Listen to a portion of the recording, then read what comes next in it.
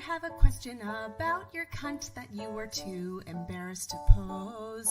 Like, if I don't have sex for the next 8 years, will my pussy hole close? Well, buckle up, school's in session. These sex pros have planned a lesson, 'cause cunts aren't just for reproduction. Whether you were born with it or it's under construction, open your ears, 'cause the clam jam's got you covered.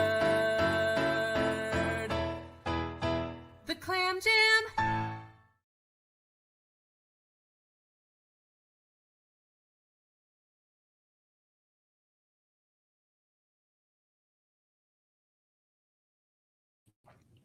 Hello and welcome to the Clam Jam. As always, there's always a technical difficulty. I think we're good. I'm Vienna. I'm the consultant, your host of the Clam Jam. The Clam Jam is where we talk with other vaginal experts and adjacent, other consultants, other people who are excited to talk about all the things that involve vaginas and vagina adjacent, being the people who have them, the people who are interested in them, people who want to talk about these topics. This encompasses so many different topics.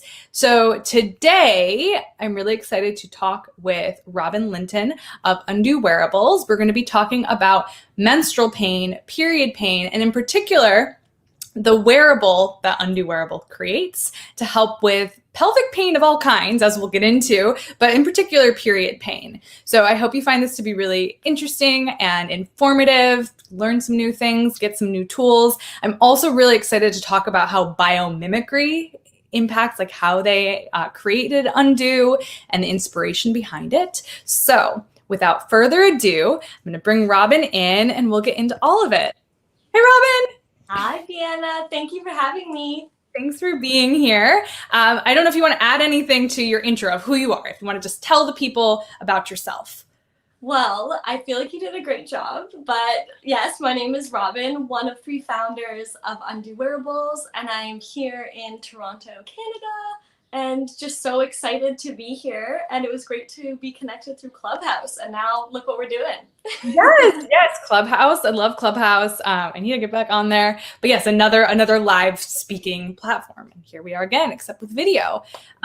So I'd love if you can kind of like explain what brought you to Undu, and then we can like talk about the product specifically. But we all know like menstrual pain is a very big issue for a variety of reasons. As I always say, it's not physiologically normal, but it is incredibly common. So this is definitely a product that people need, unfortunately, but you know, here we are creating solutions. So yeah, can you tell us like your story that brought you to Undu and the Undu story? Totally, yes. So my personal story starts at age 11 when I got my period. Really? I feel like that's pretty young. Yeah, it is pretty young, yeah.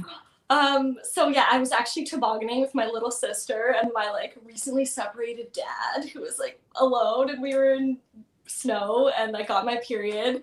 Anyways, pretty much right away, I started to get painful periods. Without fail, I missed a day of school every month. And now I'm 29, so it's been like 18 years of menstrual pain. So it's always been something that's occupied a lot of my brain space, a lot of my time. I love talking about sex and vaginas and periods and relationships and like all of these kinds of things. And I've known Charlie, so I have 2 co-founders, Catherine and Charlie, and I've known Charlie for about 15 years. He's great family friends with my husband, Graham, who's over there. And Catherine I've known now for a handful of years. And Charlie has been working on this technology for almost a decade. And so it's a really amazing way to leverage nature, which we'll get into later. So I won't go too much into that now. And create really wearable, soft therapeutics that are heating and cooling for the body. And it was a solution looking for a problem. And so enter us hanging out a few years ago, and we were like, I have hot baths for my menstrual pain. I use my hot water bottle for my menstrual pain. You have this technology. This is what it's for. So that was my, entry to Undu. That's amazing. That's a solution looking for a problem. How funny. I like how you put that. So, like, can you explain and show us like what Undu is so we can have a visual? Totally. Yes. Okay. So I have a prototype here. Prototype number 155. So keep in mind that things have changed a lot. I think Charlie created over 500 prototypes. So this is prototype number 155. You can see the number. Things are quite different now, but basically it is a heat pack that is encased in sand-based silicone, so it's not petroleum, and it's filled with a beeswax mixture. And I warmed it up just before we chatted, so I can show you how thin it is, how squishy it is. Super squish. It also has like the faintest beeswax smell, which is so soothing to me anyways. I love beeswax. Yeah, I love the smell. Yeah. And we created this shape based on a lot of surveys and interviews that we did, where we actually asked people who get menstrual pain to draw the shape on an abdomen of where they feel it. And so we aggregated all that data and created this shape. So Wow. We have the original heat pack, and then we have underwear that goes with it in 3 super cute colors, and they have pockets in the front and back to hold it just in place.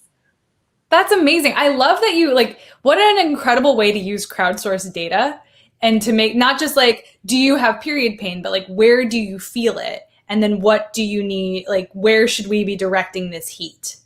Yeah, exactly. Because like so often, I mean, being people who have vaginas, we live within a world that is really not designed for us. And often products that are even for our vaginas are designed by people who don't have them.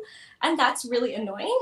And they're usually not effective. And sometimes they can even be harmful. So it was really important to us to be creating something with people who experience the problem in a way that would be highly desirable for them.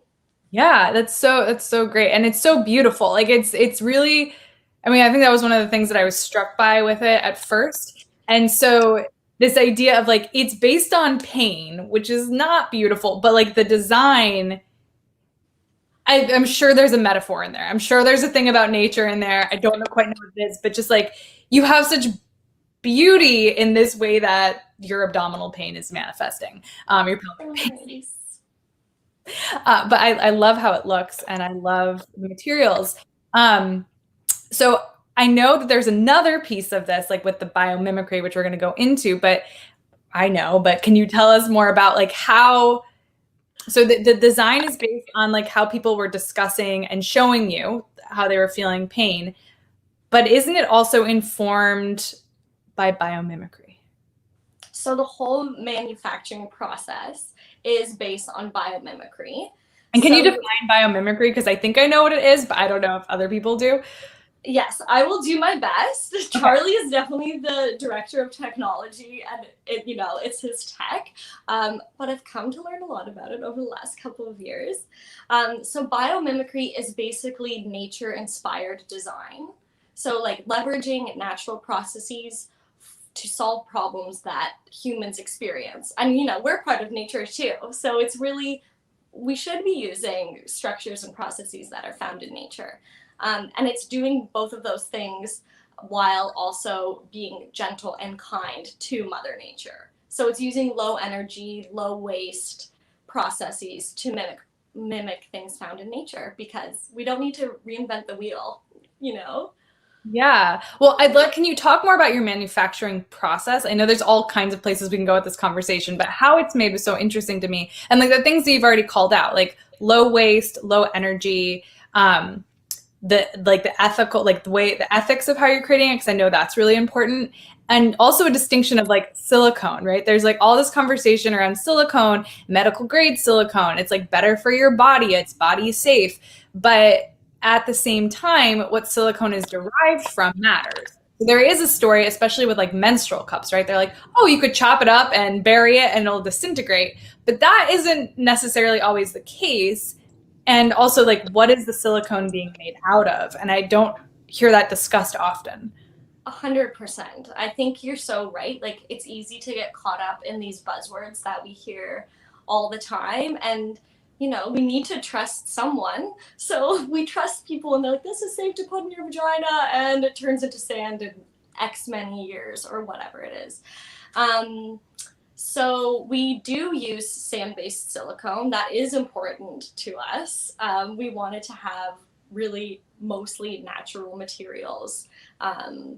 Even though silicone doesn't break down the best, even sand-based silicone, like it's not really true that it's easy to process at the end of its life. So by weight, our heat packs are less than 20% silicone. So over 80% is biodegradable, upcyclable, compostable. And so by weight, less than 20% of the product is full waste, which I think is good and something that we're proud of. Sure. I mean, considering like I'm looking right now, because my feet get cold. So I have a heating pad that I use all the time because I live in Southern California and I shouldn't have to turn my heat on. But here I am. So I'm looking at a heating pad right now. It's electric. It's full of like electric components. It plugs into the wall. It has a polyester cover over it, right? Like synthetic fabric, which is, I'm sure, derived from petroleum. And then it's made out of some kind of rubbery plastic, again, derived from petroleum. And then whatever the coils are made out of. So I am positive I should not throw this in a garbage can. And I am also pretty sure no one's going to repurpose. Like it doesn't have any other kind of life beyond what it's been created. So thinking of like, even, and then I'm sure like water bottles, right? That might be maybe a different conversation depending on rubber. I don't know enough about rubber, but thinking now like how I've managed period pain, what you are describing is definitely lower waste. Yeah, it really is. And we like speaking to your question before, which was like more about the manufacturing process itself, like it can operate how we have it set up on just household electricity. So we're not using up a lot of electricity to start with. The waste from each line of production is so low. It's like less than 60 grams, which is just really important. And our supply chain is also 100% in Canada, where we are. So we're not spending a lot of fossil fuels on shipping and transporting and sourcing, raw materials from far away, which is also important to us. Yeah, I love that. I love that so much. Well, and then, so that's all like interesting pieces of like how it's created. Yeah. So with that part, where am I trying to go? So the other thing about it, I know you're in the midst of like, you're about to ship product for the first time. And that one of the things I find so brilliant about it and the actual use of it is that you can heat it up in a hot cup of water. So this isn't something that you need to have electricity for either. Like you can take it camping. You could take it to like on a road trip or whatever. Like you can have it in all these instances where you don't have access to electricity or even a microwave, although I know that's a thing that is potentially on the horizon. So can you speak to like the user experience of it in that way? Yeah, so that's something that was really important to us, was to make this product as accessible as possible. So that's why we included a lot of people who are neurodivergent and identify as disabled and have a lot of different lived experiences. With our product testing and research, because we really wanted to see like how can the most people benefit from this. And I think what's interesting is sometimes the most simple things actually are the most complicated to get there. So we didn't want to have buttons, wires, batteries. We wanted people exactly when they're camping or when they travel and you don't know what amenities you'll have, or if you're living in a place where you don't have electricity, you can still usually find or create hot water, whether it's over a fire or you take a cup into Tim Hortons and you can get a cup of hot water. Tim Hortons, that was so Canadian. Coffee It was shop. very Canadian. Yeah. I loved it. They usually don't give you a hassle for getting free hot water. So that was really important to us. And it took a lot of work to get there. We did a survey where we got hundreds of responses over a year. We did over 60 hours of interviews with people who experienced the problem. We did product testing for 3.5 months across Canada with quite a diverse group of people. And I will shout out that today is Global Accessibility Awareness Day. And that like being accessible is a huge core value of ours, of mine, and of Undu's.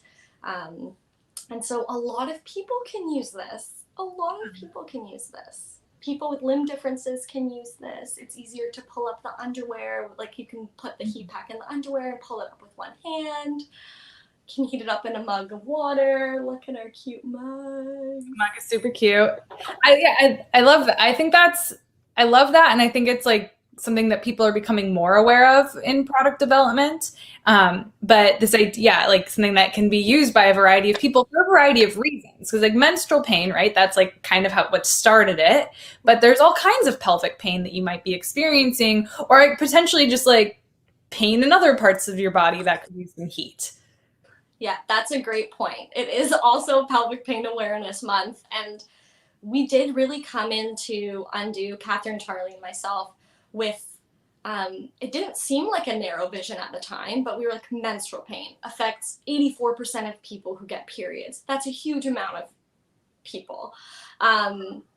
Let's go for it. And our eyes have really been opened to all the different pelvic pain diagnoses and experiences that people live with, from endometriosis to fibromyalgia to IBS to, I don't know, you name it. There's so many conditions. Yeah, I feel like I was just going on a bit of a tangent, but basically, like, you know, to come to all of this with the human-centered design approach, with participatory design, with centering people who, you know, quote unquote, live outside of the normal development that society tells us, you know, we're supposed to be this way. Like by incorporating all of those practices, you create something that's better for everybody. Mm-hmm. And Catherine is our design lead, and she comes to the table with a great history of human-centered design and has really helped us integrate those processes throughout. So what sets human design apart? So what is human-centered design? You know what? That is honestly a pretty great question that I am probably not the best person to answer that. I don't know the formal response off of the top of my head, but basically, what's your lived experience then? Yeah. It's basically like we use real people who have real experiences and who interact with products as humans, and creating some, you know, employing like ethnography and more than just, you know, your classic demographics when you're doing research. But you'll probably want to fact check that. We'll look into it. I mean, again, food for thought, things to more learning. Yeah. So what is the feedback then? So you went to people and you said, hey, tell us about where you're experiencing this pain. We're going to use this information. You created many prototypes. Yeah. What feedback have you gotten so far? We've gotten really amazing feedback. And so I'm the community lead. So I got to really be involved with the product testing and hearing what people said using our heat pack and our underwear. You know, in those moments starting a company where you're really exhausted, like those things that they said just kept us going. Like so heartwarming. We have several product testers who have endometriosis, and one of our product testers said that for the first time in 3 years, they were able to sit at a desk and work with our heat pack on, whereas usually they were relegated to being wrapped up in electric blankets, being on the couch. And yeah, she had excision surgery, but had a lot of scar tissue, and it was so really painful for her. And so I think I actually teared up the first time she said that. She was like, I could sit at my desk, my back isn't hurting as much. Like I haven't done that in 3 years. So wow. That's incredible. Yeah, that was really heartwarming. And I think some surprising things too, like you were kind of alluding to being able to use this in different parts of the body, I think. Mm-hmm. And we've talked to people who use it to help them feel calm, who deal with anxiety and anxious feelings. And before stressful meetings, will heat it up and just like have it on their lap and be on their Zoom call. And get some relief, like a little hug. And then also some people who've said it's become like a new ritual in their self practice and their care, and has kind of brought some reverence to their menstrual cycle in a new way. And that was also surprising. I Yeah. wasn't expecting that necessarily. So Wow, I love that. I mean, and again, it's a wearable, right? So I think that's something, I don't know if you think we mentioned it, but again, with other things like hot water bottle, perhaps not, but electric things, you have a plug, you have to like carry it around, you have to like be near an outlet. With this, you can just wear it and go. So this is an entirely different product, but I mentioned to you earlier, like I tried the Overa like menstrual tens unit. And that was really, and I'm sure it's a similar experience where like I went and I donated blood, which is like a weird thing to do on your period. Oh, that's so nice. But I was able to wear it the whole time. Like I took it out of the house with me. I went out into public. I was wearing, pretty low profile as well. But I'm imagining like similar thing of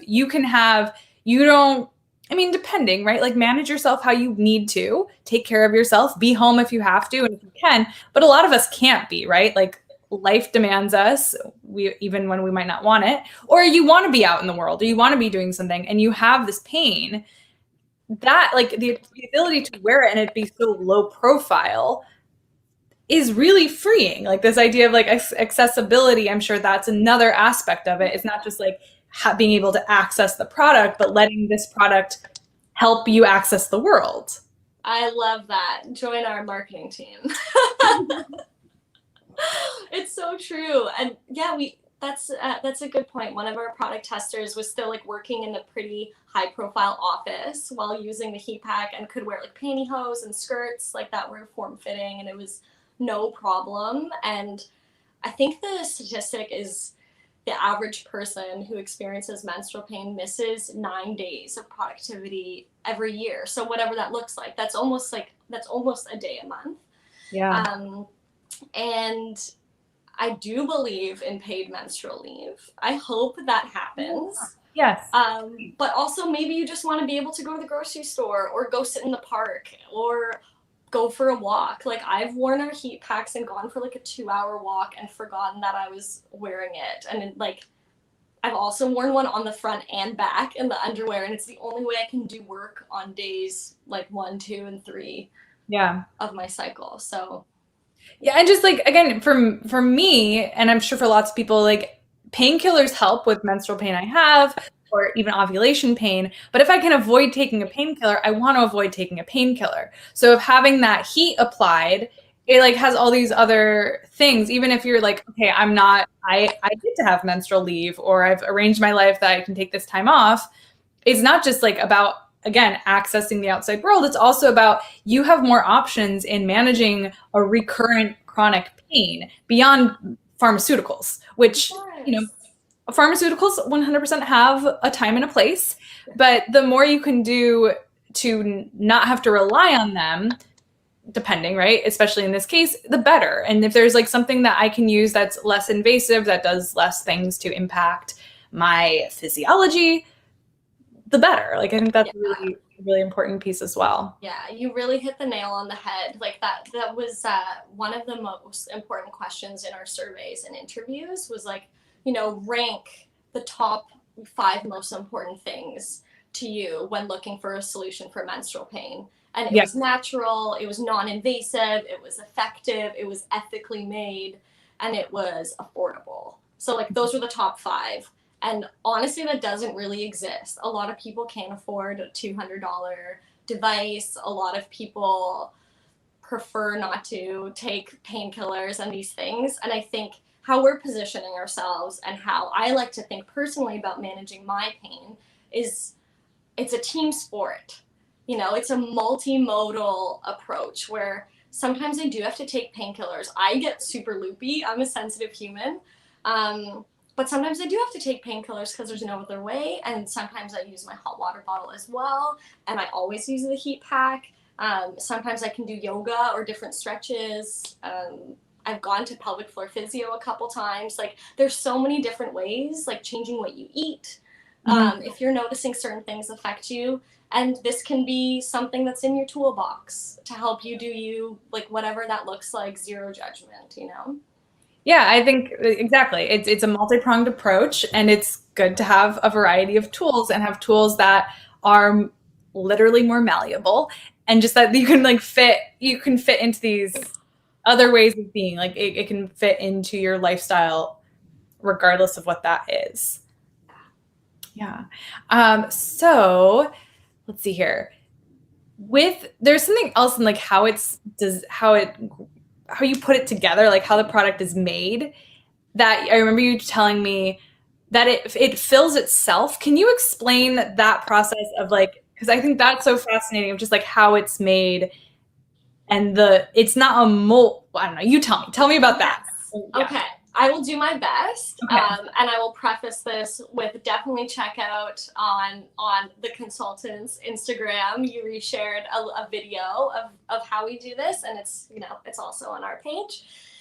So basically, it's like air injection molding, and we have the silicone, and it's still not solidified, and we push the air in. And by we, I mean Charlie, because he's making these by himself in our workshop in the woods. They're like handmade. And they grow. So each one grows, and each one is individual, just like you, while maintaining the same profile and the same capacity for holding the phase change material. So they bloom, and they bloom really quickly, and you can watch them just go. It's so cool. It's so cool. Yeah. Again, we were trying to like share the video on this, and then technical difficulties, of course, but like, please go check out the Instagram and look at that, because it's incredible. And again, this idea of just like, it's like, it has like a life force to it. I mean, it is made out of beeswax, which comes from bees. And that is like a life, like, I don't know. There's an argument that petroleum is made out of dead things, but they're part of, it comes from nature sort of, but it's different. But this is like, there is this like tactile experience, I'm sure, that happens where it like has this squishiness. I know for me, like I went to a Waldorf school, like that was my very first schooling. Stop it. I was a Waldorf teacher before I started this company. Oh my God. Well, I only went to like, that's so funny. I went through like kindergarten through 4th grade, and then I was homeschooled in a Waldorfian way for 4th grade. So this this is so funny. Oh my God. But I have this like intimate connection with beeswax from like, of course you do. Yeah. So I have like my fidget spinner. My fidget spinner is beeswax that I got. And like the original fidget spinner is beeswax. It's the same thing. They're so fun to squish and play with. And there is something like, just again, for those of us who are interested in having not a more natural period, because I feel like natural is thrown around in a way as if like the other option is unnatural. But this like closer to nature, again, everything's nature. What am I trying to say? But having this like tactile, like smell and touch, and something that doesn't feel like skin, I'm sure, but like your skin is squishy, and it's nice to have something that like melds around your skin that has like a natural, like you're like a little bit of beeswax smell to it. And just like that warmth, like inherently, I would say like the smell of it. And I'm like, I have a beeswax candle in front of me. Just, like, smelling it. Yeah. Like, okay, you get it. It does a thing. So I can only imagine like having that as part of your self-care can be really incredible. I'm also thinking of like, there's this gathering that I've gone to in the past and hope to go to in the future when things come back, called Spirit Weavers Gathering, that happens in Southern Oregon. And it's all like, it's kind of like witch camp, it's like that vibe of like people in general, like women identified people who are trying to get back to the land and have all these experiences. I'm like, I can just imagine like menstruating at Spirit Weavers on like an organic cotton pad or like with period panties, right? And like you have this lovely little heating pad that just helps keep you warm, like just that. And then also like helps with the cramps, and having that, like just envisioning it as part of this really lovely aspect of menstrual self-care. I love that. I think we need to make a trip to Spirit Weaver. I think you do. I think you do. I think people would love it there. It sounds like my vibe, and I can't believe that small world that you went to Waldorf, and so many people don't know what it is. It's funny. Oh my God, this is a whole other conversation that no one probably wants to hear. We'll talk about it later. Yeah. So I'd love to like talk a little bit more about, I mean, like this is a product that was developed for your own needs, right? Like you were like, hello, I am the problem to the solution you have. And we know that menstrual pain is like a global problem in many ways. And there's a variety of ways to address that. I'm curious, like you mentioned like IBS, like there's other people, and when you're doing this testing, like what were other categories, or not categories, but other kinds of pain that you were soliciting feedback on? Like how were you sourcing people? What were your like criteria when you were thinking about like, who are we making this product for? Yeah, that's a great question. It was super high level. It was like, do you experience menstrual pain on a regular basis? And that's who we started with. And within that group of people were people who experienced so many other things that also caused chronic pain. So I think I mentioned at the beginning, but there's fibromyalgia, PCOS, endometriosis, some things that I had never heard of before, adenomyosis.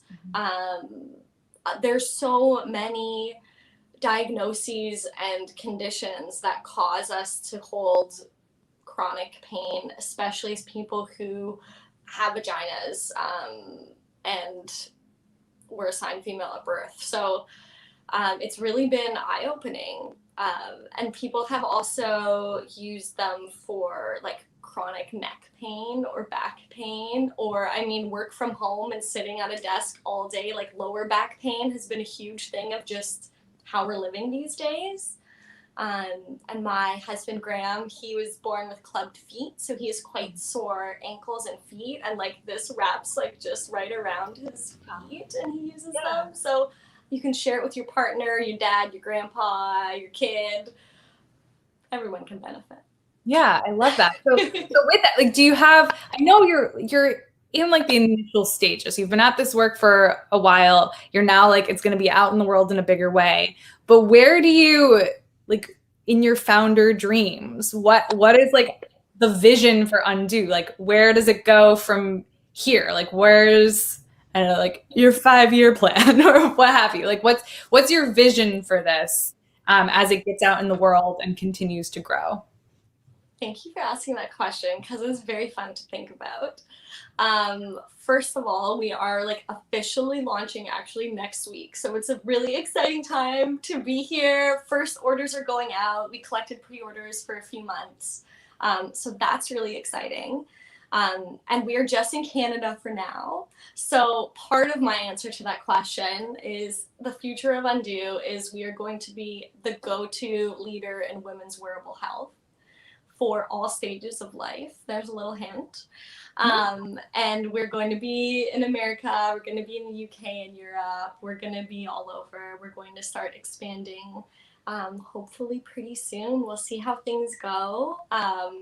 And we just want to keep innovating and creating new products and working together in a way that is really sustainable in every sense of the word. And in a way that is giving back, because I think maybe it's harder when you're small and just starting out and being scrappy and operating on a lean budget, but I think there's really always a way that you can give back from the beginning. So we are partnering actually with an organization called Moontime Sisters, and they collect and bring menstrual products to remote Northern Indigenous communities. And so we're going to be donating products, and we're announcing our partnership in a couple weeks. So that's a little exclusive for you. And that's really exciting. And so we have some exciting plans on how to work together moving forward. But things like that are going to be a core part of what we're doing. Like we're working with student advocacy groups, health equity groups, endometriosis awareness communities. We want to be doing a lot of things. Yeah. That's awesome. I love, the aspect of like giving back. Because even, I mean, as you're talking, like this could be such a good product for places that, again, have low access to electricity or have, intermittent access for whatever reason, like that, I'm sure can be very useful. Mm-hmm. But I love it. I love it. I'm excited to see how you guys continue to grow, because it is really, you're just at the very beginning. And that's very exciting. And I'm very excited for this to come to the States. But I also like that you're exclusive to Canada, because good for you, Canada. Oh, thank you. That feels very paternalistic. I'm sorry, but or patronizing. But I also like it. I like it too. And a lot of what we've done has been part of our ideas from the start, and a lot of what we have done is from like pivoting and learning and starting a freaking business during a pandemic.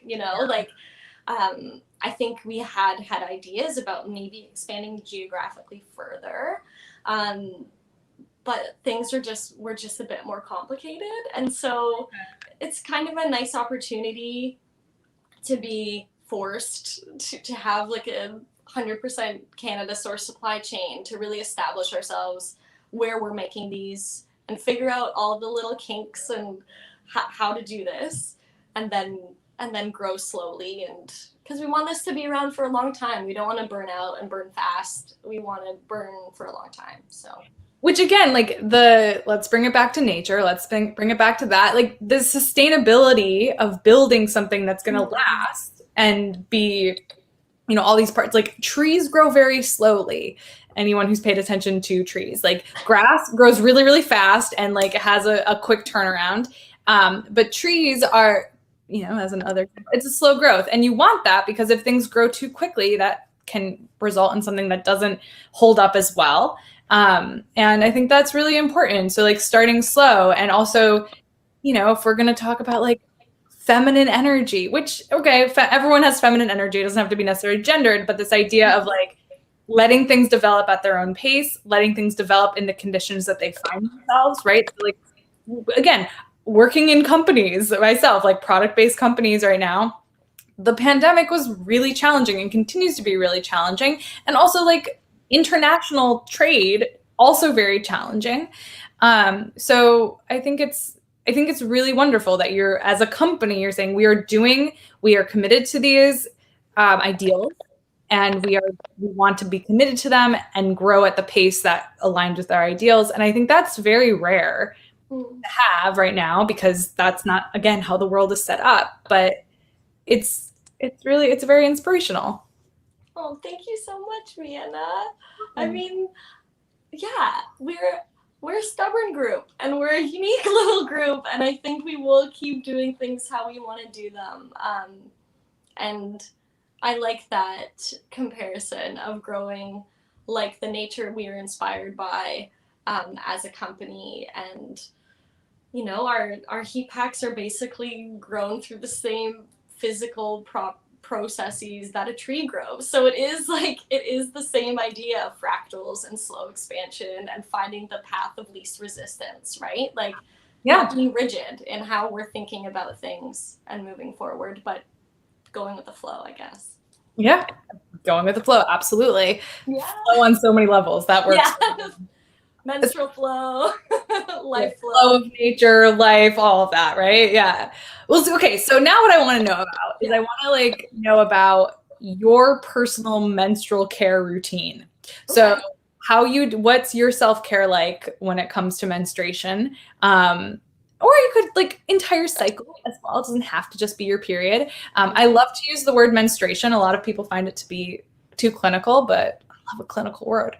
So whatever you use, but can tell us, if you feel like it, if it doesn't feel too personal, how do you take care of yourself on your period? I love this question. I love talking about it. I wish people asked me this question more often, so thank you. I also use the word menstruation. Sometimes I say period, but more when I'm talking about cramps for some reason, period cramps. But my menstrual cycle is quite consistent. I've had it since I was 11. I'm now 29. It's about 30 days pretty regularly. I get ovulation pain days like 14, 15, 16, give or take. It's not always the same, of course. I get quite bad pains. Um, I feel very confident and great leading up to and including ovulation. So I like to, if I can, try and make sure that that's when I'm like socializing or that's when I'm doing presentations like this. This is really fortunate timing for me. I'm affected really a lot emotionally by my cycle. My menstruation lasts for about 7 days. It's super heavy. It's super painful. Um, I've almost always had to take a day off, whether I wanted to or not, at least one day. And that's usually day 2 of my cycle. Sometimes the first day is kind of spotty. I'm like, are you here or not? I don't know. And then it's like Niagara Falls, also super Canadian. But I grew up near, again, we have Niagara Falls in New York State. Yeah. So, like, it's okay. It's a cross-border analogy. Oh, I feel like I'm just being so Canadian. No, be very Canadian, please. Yeah. Okay. Yeah, so super heavy flow. I just actually started using a menstrual disc last year or the year before. So I feel like I was a bit late to the game. Like all my friends were using menstrual cups. I got the Nixit. I really like it. Yeah. I really like it. This is not a plug or an ad. They don't know who I am, but I really love it. Like with my heavy flow, I can actually leave it in all day. It's like changed the way I go camping a lot and canoe trips. Like it's changed how I experience that. Cause did you use a cup before, or you just used a disc first? I just went straight to the disc. Yeah. And yeah, before that I used tampons primarily. Like I pretty much was using tampons out of the gate. Yeah, and yeah, I try to take off now that I work with 2 really supportive co-founders and we're working in the menstrual space. I feel so comfortable being like, okay, I'm pretty sure this day or this day is going to be my day off, like in advance, and it's so supported. So I try to do that. I try to make sure I have a lot of yummy food. I eat so much. I'm like a bottomless pit. I usually get like 1 pimple on my chin. I don't know. I could talk about more parts of it, but I think that's the gist. I do use I use menstrual underwear overnight. Mm-hmm. I like that idea of like free bleeding overnight and just like letting stuff like air out and just be free. I don't know if there's science back to that, but that's how I think about it. Yeah. Yeah. So what do you do to like make yourself, when you're feeling kind of period crummy, what do you do to make yourself feel better? So like what's your like either like pain management, which we've kind of talked about the whole time, but the pain management aspect, you're just feeling a little like low, potentially. I don't know how you feel exactly, but like what do you do to like take care of yourself throughout that like 7-day period? Yeah. Okay. So I drink a lot of, oh, sorry, my phone is at 10%. It will be okay. We'll wrap up quickly. I just want to hear, let us know more. It's going to be fine. I drink a lot of raspberry leaf tea. I find that really helps me, whether it's physiologically or just comforting in my soul, I'm not sure. But I drink a lot of raspberry leaf tea leading up to and during my period. If I can work, I'll work from bed for a couple days and just give into that and like be surrounded by pillows and my heat pack and usually a hot water bottle too. I am really lucky that I live with my supportive partner, Graham, who is so sweet about it, and he'll like heat up my Undu pack, he'll make me a hot water bottle, he'll bring me treats. I don't do anything. I don't do like anything useful around the house. I like to journal a lot, and I find that during my period I have different dreams. So I like to journal about my dreams and chat about them with my therapist. Um, yeah, I think I used to be so hard on myself and be like, what the heck, Robin? Like, half the world pretty much gets their period. Why are you like weak and stuck in bed and like needing to take painkillers all the time? And like, and now I really just lean into it and embrace it. And I think like when I am having really awful cramps, I always get cramps, but when they're really awful, usually there's something else going on. Stress affects me a lot. If I've just eaten a bunch of garbage or like drank a lot the weekend before, that's not going to be great. So now I think I lean into it and I take it as this time to like be quiet and be inward and be comfy and reflect. And I know that there is a lot of privilege in being able to do that. So it's changed a lot. I love that. I love that you do that and you like allow yourself to have those feelings, and there's definitely privilege, right? But I think if we have the privilege, we should take it. And then, hopefully it becomes more of a standard as like we try to like talk about it and demand that we should have period leave and we should be allowed to menstruate without it being a problem, right? Like and by that I mean like for other people. Yeah. Like it might be a problem for us and that is definitely deserving of care for in all kinds of ways. Like you're not bad because you have period cramps. People get them. It's very common. Again, and even saying like it's not physiologically normal doesn't mean like you've done something wrong. Yeah. It's just like you actually don't need to, nor should you be in pain. Let's see if we can help you not be in pain. And even like, again, like having accessible, like low invasive things to help with pain that we have is so important. You were mentioning earlier, like someone who did have endometriosis and did have excision surgery and still had scar tissue and still had pain. And that is unfortunately very common, I think, in a lot of cases. Or not always, but there are definitely people who eventually do get a diagnosis of endometriosis and then get some surgery that may or may not help. But for all kinds of things, there's like a variety of reasons you might be experiencing that pain. And having non-surgical, non-pharmacological solutions is great. And then also just like claiming the fact that I have pain and I have to deal with this pain. And that's, I think, really powerful. And just acknowledging it and being like, this isn't shameful. My management of this can be cute.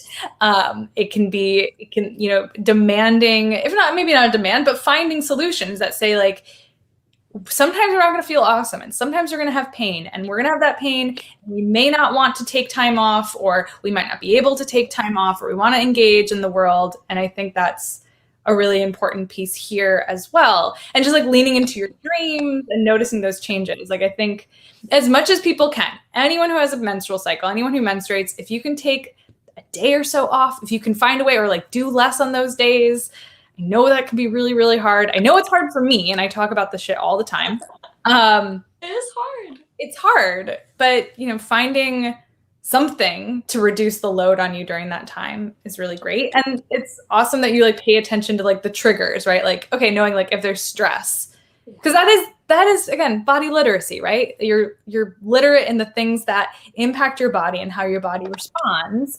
And when you pay more attention, then you perhaps can like be less judgmental to yourself. Yeah, because maybe I don't know. Like I think it'd be really useful to be like, I'm a human having a human experience. This is what happens to humans sometimes. Yeah. Owning it. Like we do know so much about ourselves, and I feel like especially as women and people with vaginas and people assigned female at birth, like I think it's kind of we're untrained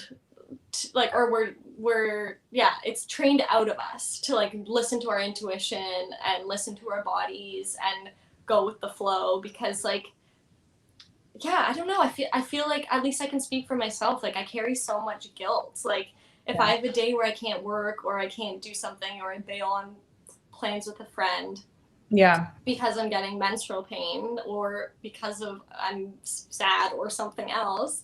Like there's so much guilt with that. Yeah. But, you know, in the grand scheme of things, it balances out. Like, you know, look at me, day 17 of my cycle. Like, so much energy. I'm going to do all the things. I'm high performing at work, like, worked way too much yesterday, but I enjoyed it. So, like, trusting that there's a balance to things and trusting in how you know your own body, because I mean, I could go into a whole other thing of navigating like the healthcare system, and like having to advocate for yourself, and like, I mean, I feel like I had to beg them to remove, like the emergency room doctors to remove an IUD, because I was like, it is horrible. I'm having a horrible time in every sense. Like, and that happens with a lot of my menstrual pain, a lot of things I've had to go to the doctor for. It's like, no, this is serious. This is not normal. No, please don't just prescribe me hormonal birth control, because that makes me depressed and have no libido. So, And those are important things, right? Like, yeah, that's the whole reason why I'd be taking birth control. that's what I am saying. Yeah, and I think, again, bring it back to nature. But this idea of like, there is balance. Nature seeks to be in balance. We are part of nature. We seek to be in balance. And that also has to do with our energy reserves and our performance. And everything is like, you know, looking at things a little bit more zoomed out versus like the day by day, which also matters, but take a moment and be like, it's a whole spectrum of time, not just this one day. This one day, in most cases, does not make or break anything. And knowing, you know, like, we are all cyclical. Every single human being is cyclical. Regardless of if you have a uterus and a menstrual cycle, you are cyclical. And even just to like push back on some misogynistic nonsense, the people who have the more erratic cycle are not the people with the uteruses. It's not how it works, right? Like, there's This Is Your Brain on Birth Control, I think is the name of the book, by Sarah Hill. I should look that up, but she talks all about how the pill impacts your brain and how you perceive the world. And she makes that point of saying, like, actually, it's a more men, those people who have like penises and do not have uteruses, are more erratic in their natural physiology as far as like mood goes, as far as energy goes. It's potentially a shorter cycle, but it's like, it's not as predictable. I can see that. Uterus having people with the ovaries, have very predictable cycles. Yeah. And so this whole idea of like, well, we can't trust you because you're a crazy hysterical lady. It's like, well, no, you are the one who cannot be trusted. Again, and maybe your partner has this experience, like I know my partner does. He's like, I intimately know where you are in your cycle just by being around you. And yeah, he's had this with other partners as well. He's like, just, you know, paying attention, I know where you're at. And that is a repetitive pattern. So I think, again, it's not shameful. It's often made to be shameful, but it's not. It's just like, once you understand how your body works, you can then harness that, or, you know, work with it as opposed to against it. Yes. And, you know, find that balance, find that homeostasis, pay attention to yourself. And I think that's like a really important way to live. Yes, I agree. Well said. Very tangential. But anyway, I think we didn't have anyone join today, but that's all right. I think we got into lots of things. I had a great time. I could chat with you forever. Well, I'm sure we'll do this again. We'll have to have you back to hear like Undu at 1 year. Which is we'll bring Catherine. Yes, it'll be a whole party. But this has been wonderful. I'm really excited to hear what happens with Undu. I think it's such an important thing to have in the world. I'm excited for this tool to exist. I can't wait for it to be available globally, and all of that. So best of luck. Thank you so much for coming on. Do you want to share where people can find you? I'll also add links, but thank you so much. I had so much fun being here. I didn't know that no one else was here, so it's fine by me. Such a treat. You can find us on Instagram primarily. We're also on Twitter at Undu, UNDU, Wearables. No periods or underscores or anything. So at Undu Wearables, and our website is unduwearables.com. Sending out our orders next week. We have some fun articles and stuff coming out. So keep your eyes out. Awesome. Thank you again so much, Robin. We'll be back. We'll all keep an eye on what you're up to. But thank you so much. Thank you to those, well, I guess no one joined us today, but thank you to everyone who's watched this because there will be a replay. The Clam Jam happens at least once a month, hopefully twice a month on my Patreon. So if you are interested in getting on the live feed, all the details are there. Thank you to everyone. Thank you, Robin. I'm going to play our outro. Everyone have a lovely evening. Bye, thank you. Your cunt is special, there's so much to love. You and your pussy should fit like hand in glove. Whether it belongs to you or your lover, there is so much to discover. See you next time, the Clam Jam's got you covered. The Clam Jam.